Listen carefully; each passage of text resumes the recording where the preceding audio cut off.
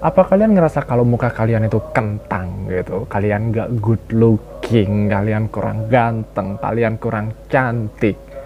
Kalau kalian ngerasa kayak gitu, kita bakal bagiin tutorial di sini. Tutorial cara jadi ganteng sama cara jadi cantik, cara jadi good looking gitu kan.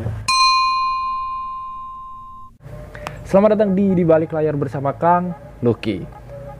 Di video terakhir kemarin aku ngerasa obrolannya asik banget ya antara aku sama temanku di sana, Nindi, ya kan. Kita ngebahas tentang diskriminasi orang jelek antara orang bermuka kentang dengan orang yang bermuka good looking gitu kan, yang punya privilege. Dan di akhir video Nindi membagikan sebuah tutorial atau sebuah cara gimana sih biar orang-orang yang punya muka kentang itu mereka bisa lebih pede gitu kan.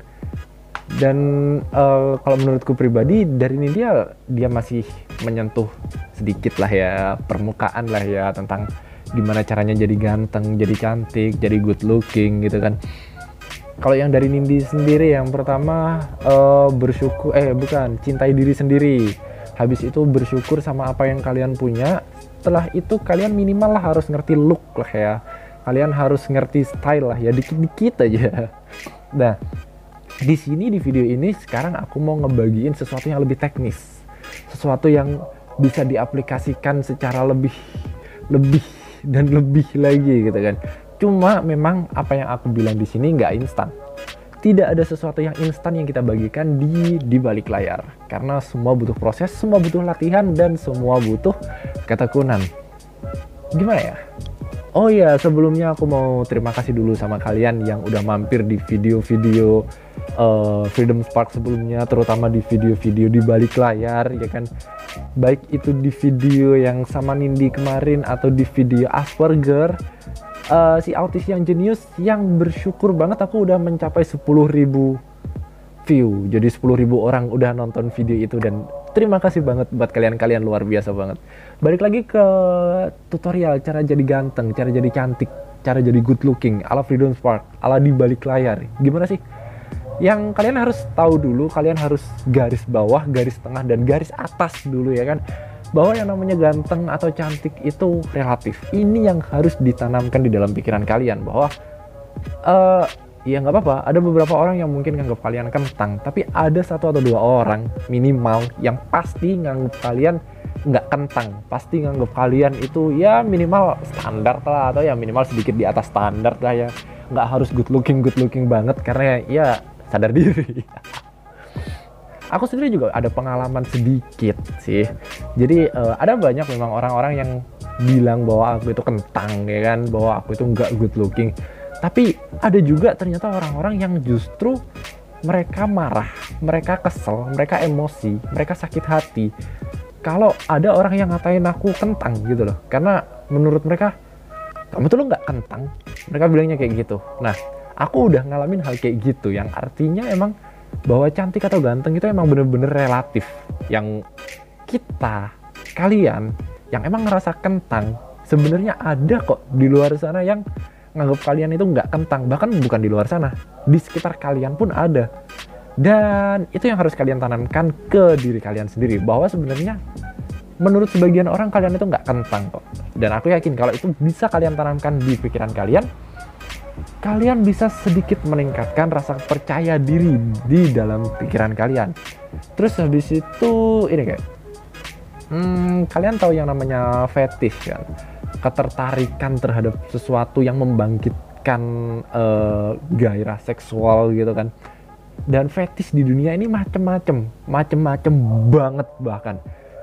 Karena itu kalian nggak perlu terlalu minder terhadap bentuk tubuh kalian. Kalian tuh ya gimana ya, kayak gimana pun bentuk tubuh kalian itu ada kok orang yang tertarik sama bentuk tubuh itu.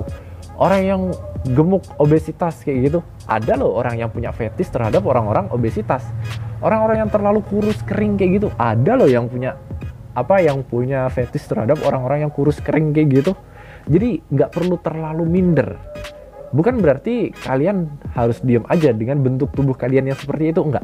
Tapi seenggaknya kalian itu bisa meningkatkan sedikit rasa percaya diri kalian, bahwa kayak gimana pun bentuk tubuh kalian itu ada ternyata orang yang suka secara fisik terhadap bentuk tubuh tersebut.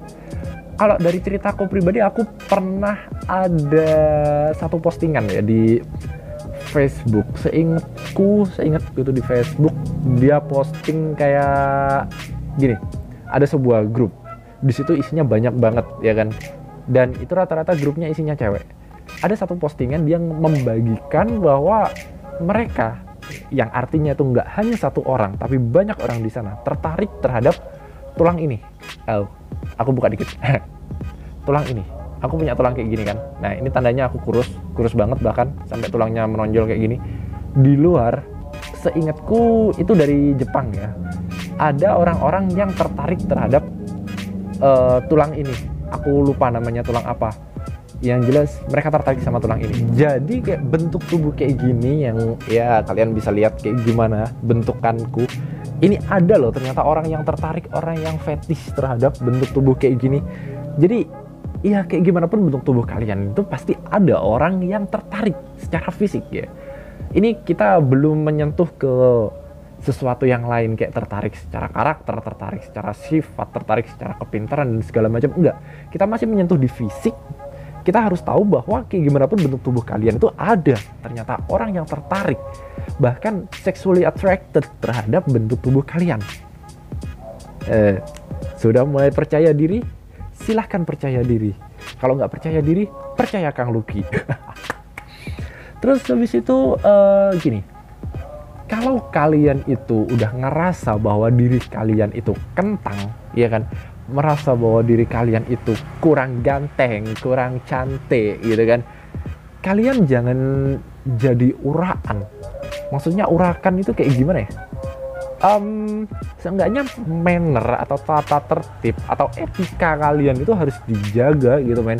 Bukan berarti kalian nggak boleh jadi orang nakal atau kalian nggak boleh jadi gimana ya, yang kayak minum atau apa. Enggak, minum habis itu ngerokok dan segala macam di dunia itu ya kan, di dalam ruang lingkup itu urusan kalian, itu hak kalian. Tapi seenggaknya manner kalian harus dijaga gitu loh.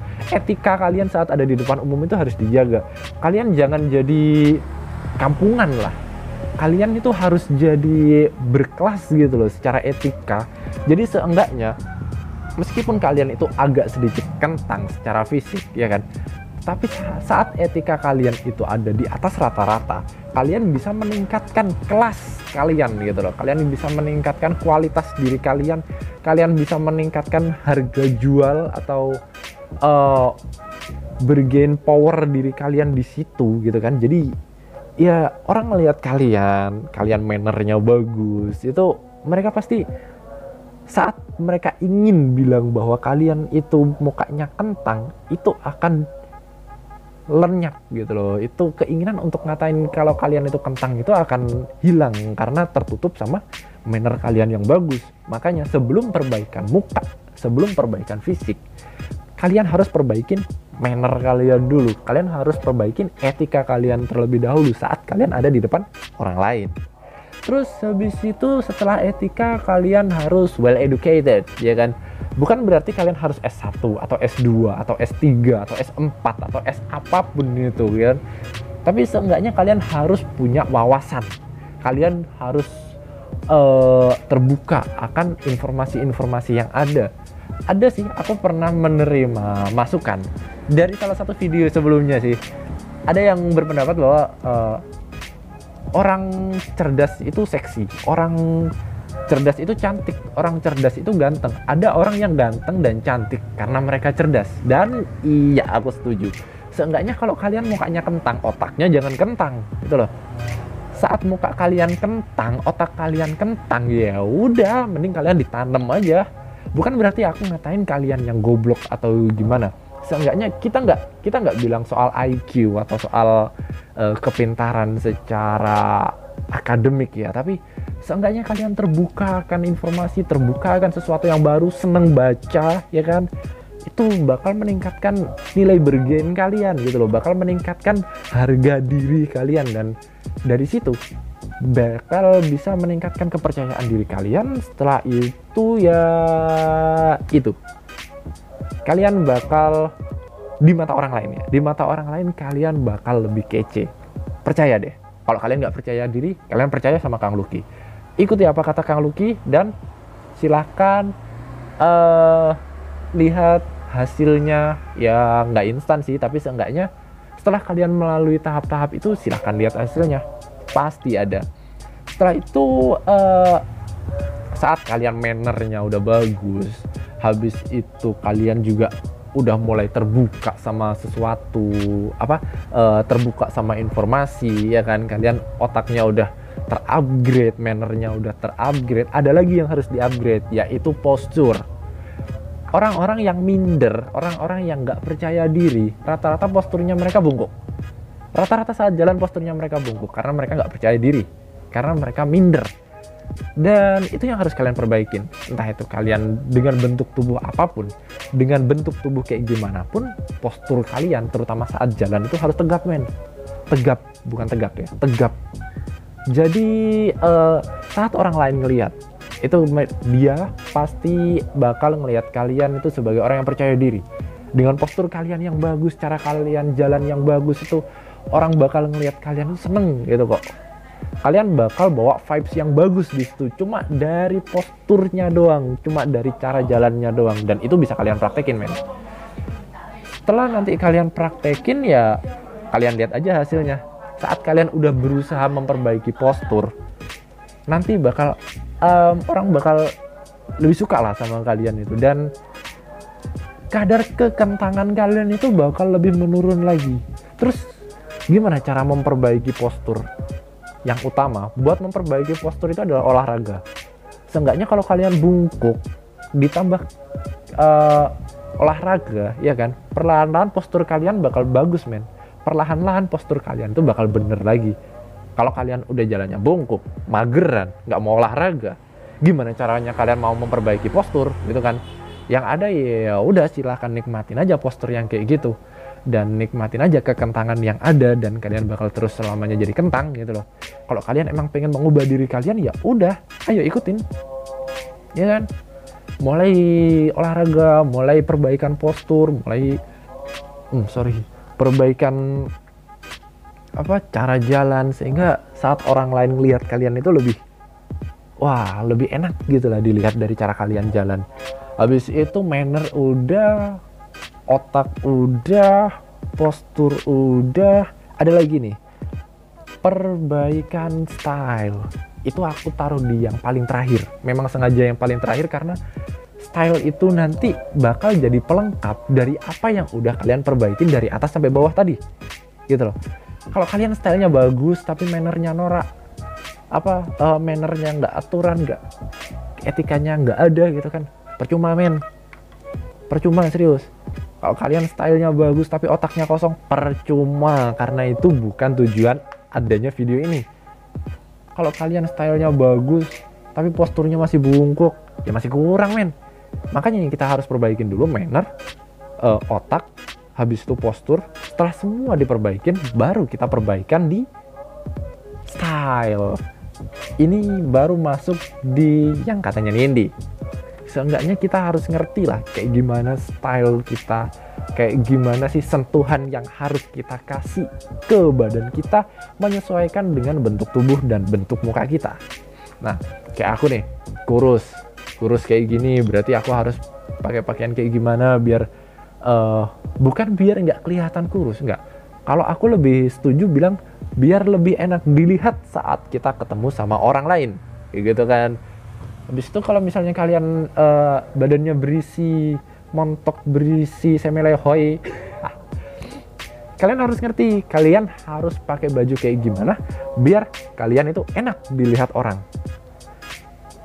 Dan itu juga ya kalian bisa nemuin ini di YouTube, di Instagram, di manapun sih yang bisa kalian jadiin referensi buat style. Karena aku juga akhirnya nemuin referensi buat styleku itu ya dari internet, dan bukan berkiblat ke satu negara atau satu idol atau satu titik tertentu, enggak, tapi aku ngelihat dari internet mana yang kelihatannya cocok sama aku dan bikin aku pede dan bikin aku enak dilihat dari luar, itu yang aku pakai. Dan ya sekarang kayak gitu. Makanya sejak 3 video terakhir atau 2 video, enggak, sejak yang sama Nindi kemarin sih, seenggaknya dari situ aku udah mulai ada perbaikan style lah ya, karena emang dari style aku digembleng banget sama yang namanya Nindi.